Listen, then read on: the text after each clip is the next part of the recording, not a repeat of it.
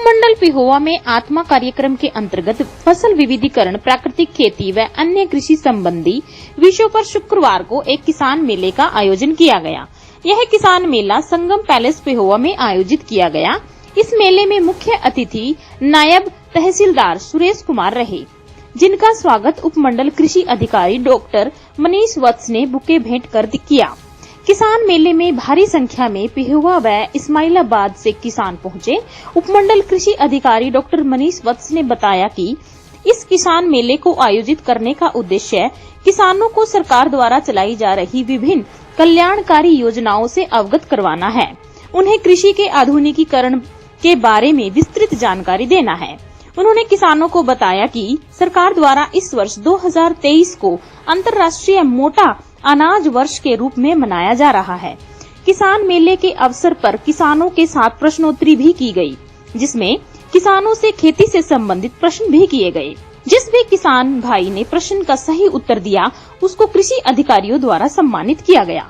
इस मेले में किसानों को कृषि व अन्य तकनीकों के बारे में विस्तृत जानकारी कृषि विशेषज्ञ डॉक्टर मनोज कुमार ने किसानों को मेले में अपने खेत की मिट्टी और पानी की जांच के गुण बताए।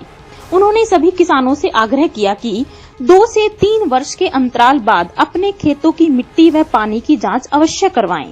किसान मिट्टी का व पानी का सैंपल समय समय पर करवाते रहें। सैंपल करवाने से हमें पता चल जाता है कि हमारे खेतों में पोषक तत्व पर्याप्त मात्रा में मौजूद है या नहीं। इसीलिए सभी किसानों को मिट्टी और पानी की जांच अवश्य करवानी चाहिए। इसके अतिरिक्त डॉक्टर विनोद कुमार ने मेले में आए हुए सभी किसानों को प्राकृतिक खेती के बारे में बताया।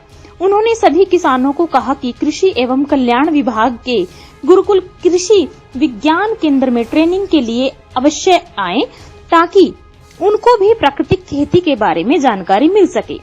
उन्होंने कहा कि रासायनिक खेती करने से हमारी जमीन बंजर होती है, जिससे हमारे स्वास्थ्य, हवा, पानी प्रदूषित हो रही हैं। इसीलिए प्राकृतिक खेती को बढ़ावा देने के लिए हरियाणा सरकार द्वारा कृषि विज्ञान केंद्र में ट्रेनिंग उपलब्ध करवाई जा रही है। उन्होंने सभी किसानों से आग्रह किया कि ज्यादा से ज्यादा प्राकृतिक खेती पर ध्यान दें। उन्होंने बताया कि पिहोवा ब्लॉक में किरण सैनी, जिसकी उम्र 32 वर्ष है, वे गांव मुस्तापुर से प्राकृतिक खेती पिछले 5 वर्षों से कर रहे हैं। किरण सैनी ने कुरुक्षेत्र गुरुकुल से ट्रेनिंग ली, जिसके बाद वे अपने 3 एकड़ में प्राकृतिक खेती और कुल 25 एकड़ भूमि पर खेती कर रहे हैं। किसान मेले में जितेंद्र सिंह, जो शाहबाद ब्लॉक के मामू माजरा से पहुंचे थे, वे 2 एकड़ में पिछले 3 साल से देसी खाद द्वारा हल्दी तैयार कर रहे हैं। डॉक्टर चंद्र प्रकाश ने किसानों को मोटे अनाज के बारे में विस्तृत जानकारी देते हुए बताया कि पानी को बचाने के लिए मोटे अनाज की खेती चना, मक्की और रागी फसल किसानों को लगानी चाहिए। किसान मेले में डॉक्टर सरिता ने किसानों को रासायनिक खेती के बारे में विस्तृत जानकारी दी। डॉक्टर राजेश कुमार ने किसानों को बताया कि कृषि उपकरणों पर हरियाणा सरकार द्वारा पराली प्रबंधन के लिए सुपर सीडर व पराली के गांठे बनाने की मशीन पर 80% अनुदान राशि दी जा रही है। उन्होंने बताया कि इस साल कुरुक्षेत्र जिले के अंतर्गत आने वाले सभी ब्लॉक में फसल अवशेषों को न जलाने की मुहिम पर किसानों ने पूर्ण सहयोग दिया। इस अवसर पर खंड कृषि अधिकारी डॉक्टर प्रदीप कुमार, डॉक्टर सुरेंद्र कुमार, कृषि विभाग के अधिकारी व कर्मचारी तथा भारी संख्या में किसान मौजूद रहे। खबरनामा हरियाणा के लिए। डॉक्टर साहब जी, ये आज किसान मेले का आयोजन किया गया है, तो इसमें क्या क्या जानकारी दी गई है और कहां से किसान डॉक्टर इसमें शिरकत कर रहे हैं? आपको नमस्कार। आज जैसा कि आपने बताया कि यहाँ एक कृषि एवं किसान कल्याण विभाग कुरुक्षेत्र के तत्वाधान आत्मा स्कीम है जो हमारी, उसके तहत एक किसान मेला लगाया गया, जिसमें उपमंडल पेवा के यानी कि पेवा और इस्माइलाबाद ब्लॉक के लगभग 800 से 900 किसानों ने भाग लिया है। इस मेले का मुख्य उद्देश्य एक तो फसल विविधीकरण है। जैसा कि आपको पता है कि पानी की लगातार कमी होती जा रही है, तो गेहूँ और धान का फसल चक्कर है, उसको तोड़ने के लिए हम किसानों को जागरूक कर रहे हैं।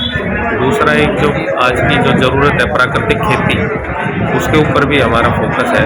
उसके लिए भी हमने एक एक्सपर्ट बुलाए हुए हैं। तीसरा, जैसा कि आप लोगों को पता है कि इस साल अंतर्राष्ट्रीय मिलेट वर्ष 2023 मनाया जा रहा है, उसके तहत भी हमने किसानों को मोटे अनाज के लिए प्रेरित किया है।